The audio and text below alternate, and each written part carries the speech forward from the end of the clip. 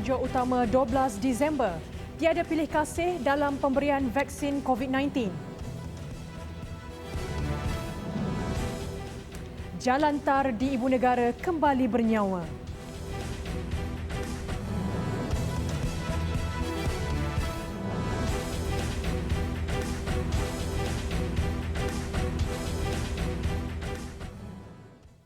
Bismillahirrahmanirrahim. Assalamualaikum warahmatullahi wabarakatuh. Berita Al-Hijrah malam ini bersama saya Fazida Mustafa. Pegawai Jabatan Imigresen yang didapati menyalahguna kuasa dan terlibat dalam sindiket pemalsuan cop sempadan tidak akan terlepas dari tindakan undang-undang. Menteri Dalam Negeri Datuk Seri Hamzah Zainuddin berkata, beliau telah mengarahkan Ketua Pengarah Imigresen Datuk Khairil Zaimi Daud untuk mengambil tindakan tegas terhadap pegawai yang didapati bersekongkol. Semua telah pun sedia maklum baru-baru ni banyak pegawai Jabatan Imigresen yang telah pun kita tangkap. Ini menunjukkan bahawa kita telah pun ada operasi-operasi untuk menentukan bahawa hanya pegawai yang benar-benar bertanggungjawab, yang tahu bahawa kerja mereka adalah untuk kepentingan negara. Tegas Datuk Seri Hamzah, beliau memandang serius isu pemalsuan cop sempadan tersebut yang menjadi semakin serius dalam jabatan terbabit. Tindakan mereka bersekongkol untuk membawa masuk individu atau pekerja asing secara haram hanya akan memburukkan keadaan terutama ketika negara dilanda pandemik COVID-19. Beliau berkata demikian kepada media selepas majlis penyerahan bantuan bakul kasih Amanah Ikhtiar Malaysia Sahabat Larut di Dewan Majlis Daerah selama petang tadi. Baru-baru ini 44 individu termasuk 27 pegawai imigresen direman bagi membantu siasatan berhubung sindiket pemalsuan cop sempadan. Tiada pilih kasih dalam pemberian vaksin COVID-19 sebagaimana dakwaan sesetengah pihak.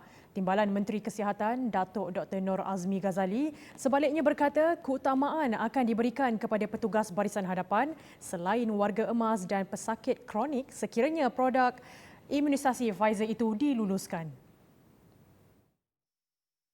Itu salah Yang diberi dulu ialah frontliners, kan? Orang-orang yang berisiko tinggi. Frontliners, KKM dan juga frontliners yang lain, mereka ya itu semua frontliners lah. Dalam frontliners kementerian lain, agensi lain, NATMA dan sebagainya.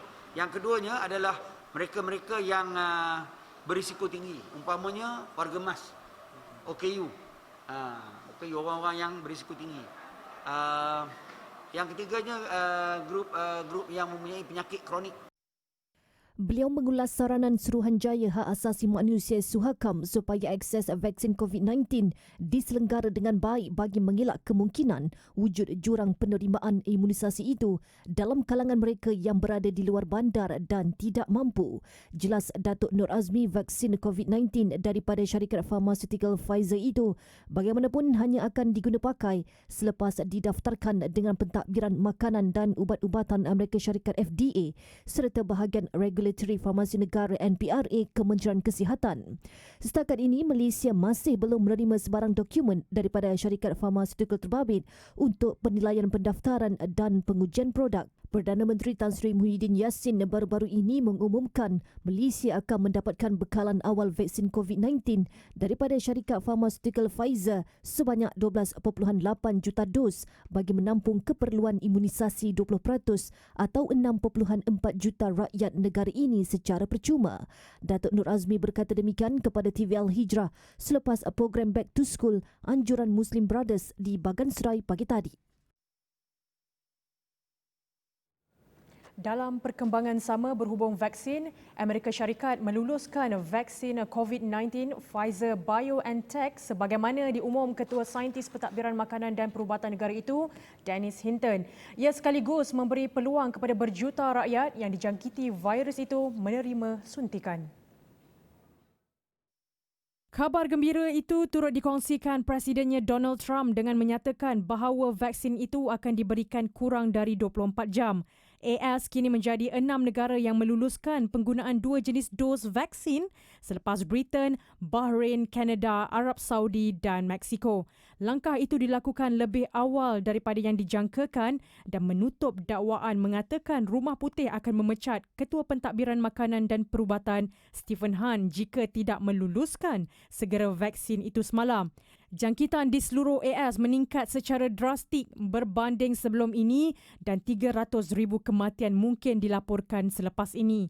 AS berusaha untuk memberi suntikan vaksin kepada 20 juta rakyatnya pada bulan ini, membabitkan penduduk yang menikmati rawatan jangka panjang dan petugas kesihatan barisan hadapan.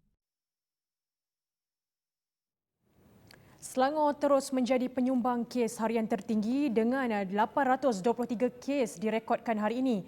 664 kes dari kluster sedia ada, 50 saringan kontak rapat serta 109 dari lain-lain saringan. 1,937 kes baharu dilapor hari ini, 2 daripadanya adalah kes import. Ia menjadikan jumlah kes aktif dengan kebolehjangkitan meningkat kepada 13,751 kes. Sabah merekodkan 429 kes, diikuti wilayah Persekutuan Kuala Lumpur 238 kes dan Johor 105 kes. Sementara itu, 9 lagi kematian dilapor dan angka itu meningkat kepada 411 orang. Susulan peningkatan kes COVID, satu operasi bersepadu pemantauan pematuhan prosedur operasi standard SOP dilancarkan Polis Johor bermula hari ini. Operasi tertumpu di kawasan premis perniagaan, kedai makan dan tempat awam bagi memastikan peraturan di bawah Akta Pencegahan dan Pengawalan Penyakit Berjangkit Akta 342 dipatuhi. Kita akan melancarkan op sepadu pemantauan SOP COVID-19. Sebenarnya yang kita sedia maklum, peningkatan kes jangkitan COVID-19 di Malaysia semakin meningkat. Peningkatan kes jangkitan di negeri Johor juga turut sama meningkat. Yang mana sehingga 11 Disember, negeri Johor mencatatkan 2,362 kes. Dan pada 11 Disember, negeri Johor mencatat tambahan kes jangkitan baru sebanyak 69 kes. Operasi yang bermula pukul 12 tengah hari sehingga 6 petang itu membabitkan 151 anggota dan pegawai polis serta pembabitan agensi lain seperti petugas Kementerian Kesihatan Malaysia KKM dan pihak berkuasa tempatan PBT. Dalam pada itu, Datuk Hayub Han turut mengingatkan masyarakat agar tidak panik dengan penyebaran berita palsu berkenaan penularan pandemik tersebut di negeri itu. Angkara berita tidak benar, kira-kira 15 keluarga dari kampung orang asli Simpang Arang, Gelang Patah melarikan diri selepas tersebar kabar angin seorang pegawai agama Jabatan Kemajuan Orang Asli Johor positif COVID-19. 40 penduduk daripada keluarga berkenaan sanggup berjalan sejauh 8 km termasuk menaiki bot ke satu kawasan hutan sejak 4 hari lalu selepas mengetahui kabar angin tersebut. Kebenaran rentas daerah dan negeri yang diumumkan kerajaan bermula 7 Disember lepas menghidupkan kembali suasana di ibu negara yang sebelum ini sunyi tanpa pengunjung walaupun pada hujung minggu. Peniaga pula mampu menarik nafas lega apabila perniagaan masing-masing kembali bernyawa dengan kehadiran pengunjung dari serata daerah dan negeri untuk membeli belah. Jika sebelum ini pusat membeli belah dan kawasan tumpuan sekitar Jalan Tunku Abdul Rahman ini ibarat bandar hantu, kini ia kembali rancak. Ia memberi sinar kepada peniaga yang berdepan kerugian dan kekurangan pendapatan akibat larangan rentas negeri serta Perintah Kawalan Pergerakan Bersyarat PKPB. Lepas kerajaan dah buka sempadan ni, okeylah, orang pun ramai. Lepas tu banyaklah orang datang membeli kan. Kira dah tak sunyi macam sebelum ni lah. Kalau sebelum ni boleh dikatakan memang tempat ni memang agak sunyi lah kata. Walaupun hari Sabtu dan Ahad dia memang kurang orang kata. Alhamdulillah, rezeki adalah murah sikit lah dari sebelum ni kan. Kalau sebelum ni memang kita slow lah. Semua orang datang KL pun tak ada. KL sunyi sepi. Tapi sekarang Alhamdulillah lah. Sebelum ni jarang naik kereta semua. Sekarang dah start dah. Sebelum ni merosot sikit lah. Makin ramai orang datang support semua peniaga Melayu ni kan.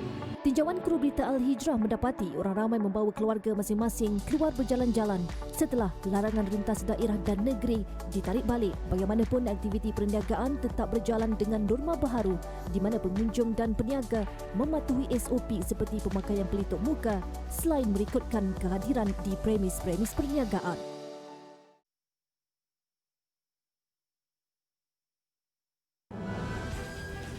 Cubaan rempuh polis gagal.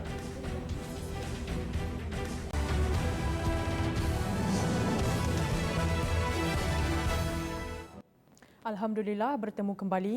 2 pos kawalan baru di sepadan Malaysia, Thailand akan dibina bagi memastikan keselamatan negara terjamin dan mengelak kegiatan jenayah rentas sempadan.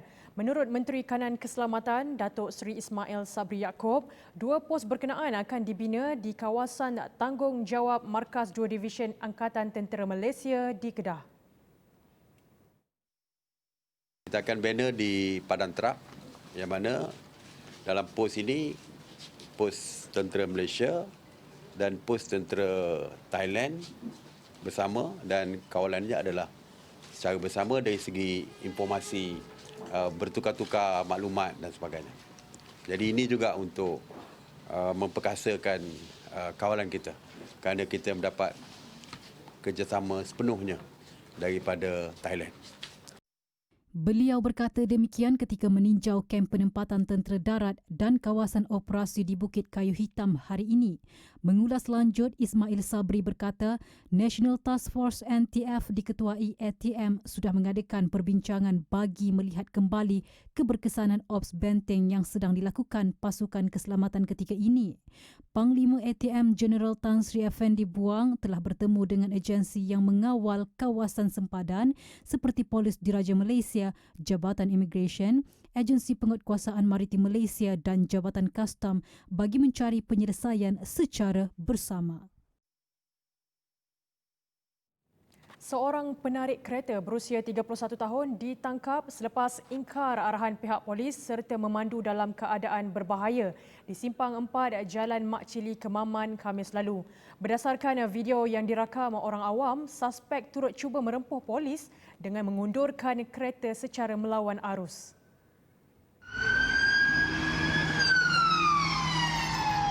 Terdahulu, suspek dilihat dalam keadaan mencurigakan dan diarah untuk memberhentikan kenderaannya oleh sepasukan anggota dari Jabatan Pencegahan Jenayah dan Keselamatan Komuniti yang sedang dalam rondaan. Arahan itu bagaimanapun tidak diindahkan suspek sebelum cuba melarikan diri. Lelaki tersebut bertindak agresif dan cuba melanggar pasukan kita. Setelah berlaku kejar-mengejar, lelaki tersebut berjaya ditangkap dan dibawa ke IPD Kemaman. Tindakan urin telah dijalankan, didapati positif metafetamin.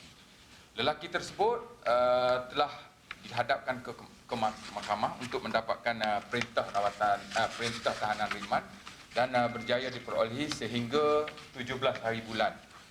Tambah Muhammad Haki, suspek sebelum itu dipercayai ke sebuah rumah di Taman Mak Cili untuk menarik kereta dan bertindak ganas dengan melanggar pagar rumah mangsa. Lelaki yang berasal dari Pahang itu turut positif dadah jenis metafetamin dan mempunyai beberapa rekod jenayah termasuklah dadah dan samun.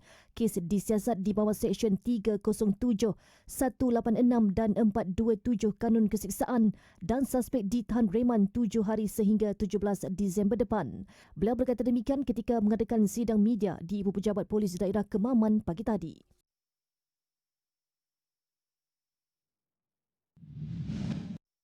Dalam perkembangan lain, Polis Kemaman berjaya menahan seorang tokan dadah berusia 36 tahun di tepi Jalan Gelugur, Kampung Tengah, Khamis lalu. Turut dirampas 1,800 pil disyaki yaba serta 3 botol berisi serbuk putih disyaki dadah dengan nilai keseluruhan RM28,500. Suspek mempunyai 8 rekod lampau antaranya narkotik, samun berkawan serta culik. Suspek yang positif dadah jenis metafetamin direman 7 hari sehingga Khamis bagi membantu siasatan di bawah Seksyen 39B dan 15-1-A Akta Dadah Berbahaya 1952.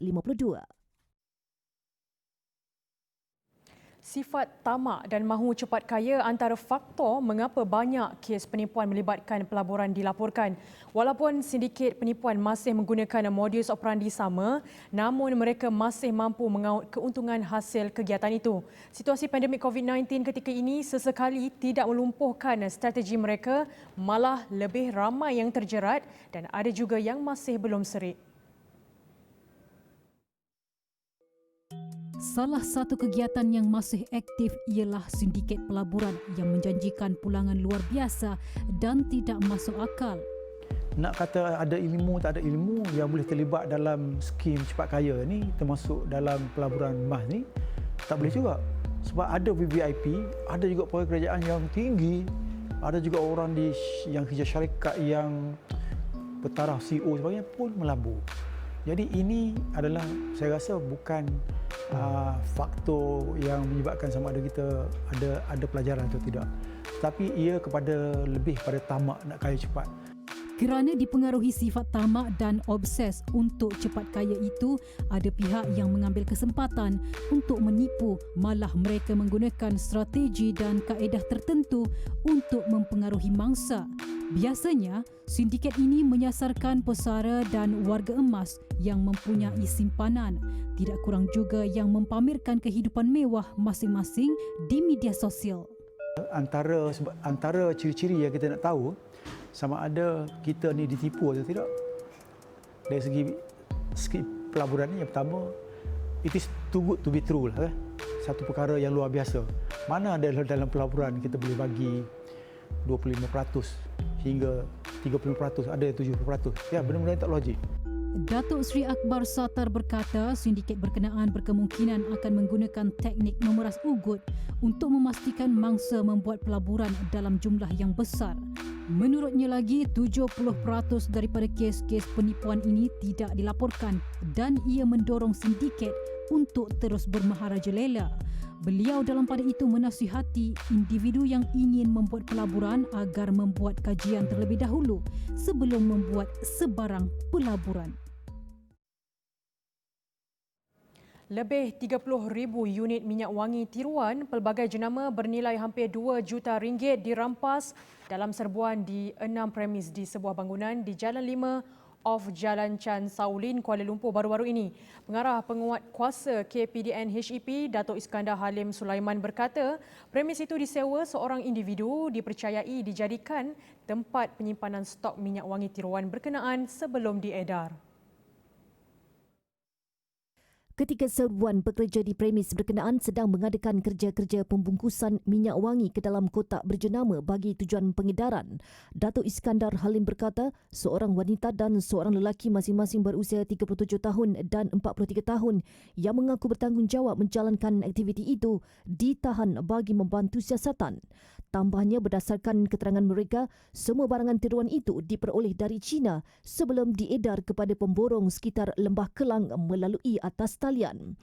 Antara jenama yang dirampas termasuklah Burberry, Gucci, Victoria's Secret, Tommy, DKNY dan Michael Kors. Kes disiasat mengikut Seksyen 102-1-C Akta Cap Dagangan 2019 iaitu mempunyai barang-barang dengan cap dagangan yang dipakaikan dengan salah. Sabit kesalahan boleh didenda tidak melebihi RM10,000 bagi setiap barang atau dipenjara tidak melebihi 3 tahun atau kedua-duanya, dan bagi pertubuhan perbadanan boleh didenda tidak melebihi RM15,000. Kelebihan yang terkandung dalam minyak herba Asma menjadikan produk berkenaan mampu bertahan di pasaran selama 5 tahun. Sejak ia diasaskan, syarikat minyak herba Asma Mujarab Sendirian Berhad mempunyai lebih 1,000 pengedar di seluruh negara. Di samping beratus ribu unit telah terjual, ia sekaligus membantu individu menjana pendapatan khususnya ketika pandemik COVID-19. Pengasasnya Nur Fazilah Abdul Muhammad berkata beliau bukan hanya mahu mengaut keuntungan berniaga semata-mata, malah optimis untuk membantu orang ramai meneruskan kelangsungan hidup dengan peluang perniagaan menerusi produknya. Bersempena hujung tahun, pihaknya menawarkan harga berbaloi kepada sesiapa yang berminat untuk menjadi pengedar. Dan untuk berita baik untuk mereka yang nak bermula menjadi pengedar asma, anda boleh bermula dengan hanya RM100 saja. Dengan RM100 tu dapat barang dengan harga ejen, kemudian dapat pula manual kit, kemudian dapat katalog produk, dapat notebook, dapat pen, dapat mak dan dapat peluang untuk coaching, training online semula. Sebab dalam asma ni kami tak layan ejen stokis tu sekadar ejen dan stokis, tapi kami melayan mereka untuk mereka menyediakan diri sebagai usahawan. Jadi grablah peluang tu sebab biasa nak jadi ejen 300, tapi bulan ni special sangat kita nak bagi peluang kepada mereka yang berminat nak cuba RM100 saja. Minyak herba asma diformulasikan daripada kombinasi pelbagai minyak dan herba terpilih seperti habatus sauda, minyak kayu putih dan gaman. Ia sesuai digunakan si keluarga, merangkumi semua peringkat umur bermula dari bayi hinggalah warga emas. Selain minyak, syarikat minyak herba asma Mujarab sedang berhad juga menjual produk kesihatan, pemakanan, penjagaan bayi serta penjagaan kulit wajah. Untuk pembeli, kalau bulan ni kalau anda membeli produk asma, anda berpeluang untuk mendapat hadiah yang menarik seperti mak, kemudian notebook, kemudian pen, tuala dan macam-macam hadiah lagi. Kita tak bagi diskaun tapi kita bagi hadiah yang best untuk dipilih. Orang ramai yang berminat untuk mendapatkan produk-produk berkenaan, layari laman web serta hubungi talian tertera.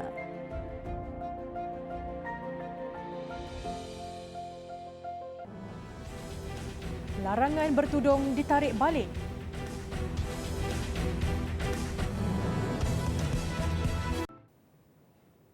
Seorang terbunuh manakala 2 lagi cedera susulan bedilan roket di Kabul, Afghanistan.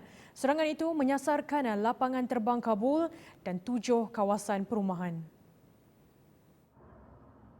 Video yang dipapar Reuters menyaksikan 10 bedilan roket dilancar di kawasan berkenaan. Bagaimanapun, tiada kumpulan yang mengaku mendalangi serangan terbabit dan Taliban menafikan pembabitan dalam hal itu. 2 mangsa cedera itu ialah seorang wanita dan anaknya. Serangan roket di Kabul hari ini adalah yang kedua dalam tempoh kurang dari sebulan. Pada 21 November lalu, 8 terbunuh selepas 23 roket membedil ibu negara itu yang kononnya didalangi kumpulan Daesh. Keganasan tercetus di Afghanistan dalam tempoh beberapa bulan menyaksikan beberapa kematian turut berlaku di Kabul meskipun Taliban dan kerajaan terbabit dengan rundingan damai di Qatar sejak 12 September lalu. Mahkamah Austria membatalkan undang-undang melarang pemakaian tudung di sekolah yang menyifatkan peraturan itu tidak selari dengan perlembagaan dan satu bentuk diskriminasi. Dalam satu kenyataan, mahkamah berkata undang-undang itu bertentangan dengan prinsip kesaksamaan, mengamalkan ajaran agama, kepercayaan dan pegangan hidup. Mahkamah turut mendapati undang-undang berkenaan hanya mensasarkan ajaran Islam dalam pemakaian bertudung. Peraturan itu turut didakwa bukan sahaja tidak mempromosikan integrasi, malah mewujudkan diskriminasi kerana akan menyulitkan pelajar perempuan Islam mendapat pendidikan selain menyebabkan mereka terasing. Kerajaan Gabungan UVP FPU bagaimanapun menjelaskan pemakaian patka oleh pelajar Sikh atau kippah bagi pelajar lelaki Yahudi dibenarkan. Namun, parti baharu yang menjadi kerajaan pada Januari lalu pula merancang untuk melarang pemakaian tudung kepada pelajar sekolah berusia bawah 14 tahun. Menteri Pendidikan Heinz Fassmann berkata kementeriannya akan meneliti keputusan dan hujah dijelaskan mahkamah. Di Australia, seekor ular tanpa kepala cuba menyerang seorang pengunjung pantai. Mangsa dikatakan sedang berjalan bersama anjing peliharaannya di kawasan pantai sebelum menemui ular laut tanpa kepala itu. Dia pada awalnya menyangka itu cuma bangkai ular dan menggunakan satu raket tenis untuk menolaknya. Bagaimanapun, lelaki itu terkejut apabila mendapati ular tersebut masih hidup. Reptilia itu cuba mempertahankan diri dan melarikan diri namun tidak terdaya meskipun tidak lagi berkepala. Kepala ular itu disyaki terputus. Manakala beberapa pengguna media sosial mendakwa reptilia itu menjadi mangsa serangan seekor burung. Setakat ini, tiada maklumat didedahkan mengenai lokasi kejadian tepat. Sebilangan ular masih boleh hidup selama beberapa jam walaupun tidak lagi mempunyai kranium atau tengkorak. Ini disebabkan reptilia tidak memerlukan kadar oksigen tinggi untuk dipam ke otak berbanding burung atau mamalia. Dan berikut rangkuman berita antarabangsa yang lain.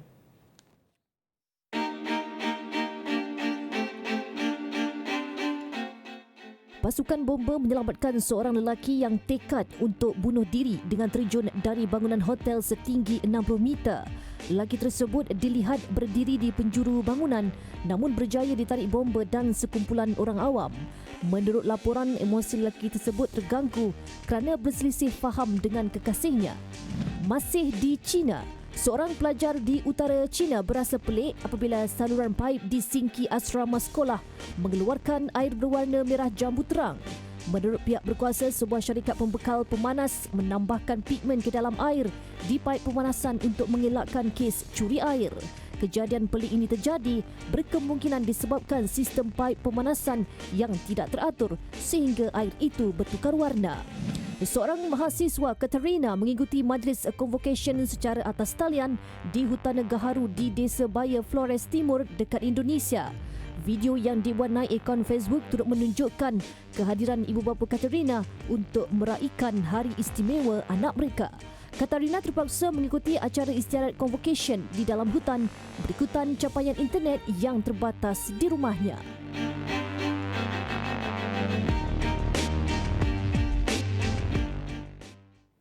Luangkan masa sejenak, renunglah nasib sebahagian daripada kita yang cukup menderita akibat pandemik COVID-19.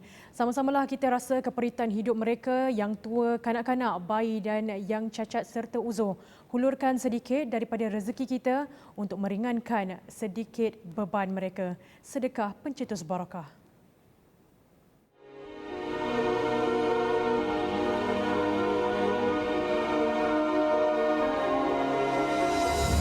Malaysian Relief Agency MRA. Malaysian Relief Agency MRA. Sama Malaysian Relief Agency MRA. Malaysian Relief Agency MRA. Malaysian Relief Agency MRA Sabah merayu orang ramai untuk menyumbang menerusi tabung kecemasan OPS COVID-19 2.0 bagi meringankan beban mereka yang terjejas akibat pandemik itu.